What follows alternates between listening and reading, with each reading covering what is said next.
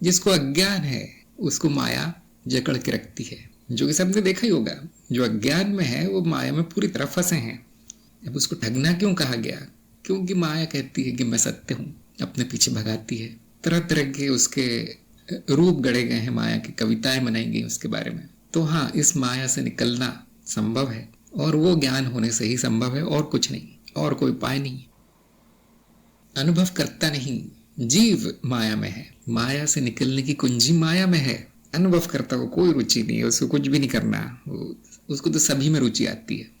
ज्ञान में भी रुचि है, अज्ञान में भी रुचि है, दोनों में कोई रुचि नहीं है, उसमें तो गुण नहीं है। तो माया में क्या बुराई है? बुराई माया में नहीं, बुराई अज्ञान में है, उसको सत्य मान लेने में है। फिर ऐसे कर्म होने लगते हैं जो दुख का कारण है, और वो बुराई दुख में है, माया में नहीं। जैसे मैं एक उदाहरण अक्सर देता हूँ कि आप सिनेमा देख रहे हैं, उसमें कुछ डरावने दृश्य हैं, कोई किसी की हत्या कर रहा है, कोई लड़ झगड़ रहा है। अब यदि आपको ज्ञान नहीं है कि वो सब झूठ है, खेल है, नाटक है, तो आप पे बहुत प्रभाव पड़ेगा। जैसा कि होता है, कुछ लोग इस प्रकार के होते हैं कि उनको जो सिनेमा में मनोरंजन के लिए बताया गया है उसको सत्य मान लेते हैं, उसका प्रभाव पड़ता है उनके मन पे। तो वो सिनेमा की सफलता है कि उसने इतना प्रभावित कर दिया उस अभिनय ने। लेकिन यदि आप जान जाते कि वो सब मनोरंजन के लिए खेल है, लीला है, तो आप उसका आनंद उठाते हैं ना, कि उससे दुख मिलता आपको वो सब देखकर। ऐसे ही वहां पर सिनेमा में कुछ अच्छा हो जाता है, नाच गाना हो जाता है, शादी ब्याह हो जाता है, तो आप खुश नहीं होंगे। क्यों?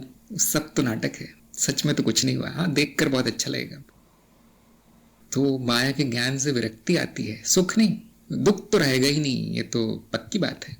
आपको माया में जो सुख मिलता था वो भी नहीं मिलेगा, ये कोई नहीं बताता। क्यों आएगा नहीं फिर कोई माया के ज्ञान लेने? क्योंकि अधिकतर जीव जो है सुख के पीछे है, तो ये चीज हटा दी जाती है। जो एक अच्छा चेहरा है ज्ञान का, वो दिखाया जाता है, ये मिलेगा, वो मिलेगा, मुक्ति मिलेगी, स्वर्ग मिलेगा, विकास होगा तुम्हारा, सिद्धियां मिलेंगी। अब इसमें फंस जाते हैं लोग। चलो मिल रहा है, क्योंकि मन तो पाना ही चाहता है, ऐसा कौन होगा जो खोना चाहता है? तो ये प्रपंच रचा गया है कि वो माया की इतनी बुराई कर दो कि व्यक्ति छोड़ दे उसको। ऐसा कई मार्गों में हुआ है। कि ज्ञान मार्ग में ऐसा हुआ है? नहीं। ज्ञान ही हुआ, माया कह दिया गया है कि माया है, सपना है। अब साधक की बुद्धि के ऊपर है उसे क्या करना है सपने का, खुद कर लो जो करना है। पसंद नहीं तो छोड़ दो, पसंद है तो कूद जाओ उसमें, खेलो, सत्य मत मान लेना, बस इतना कह के छोड़ दिया गया।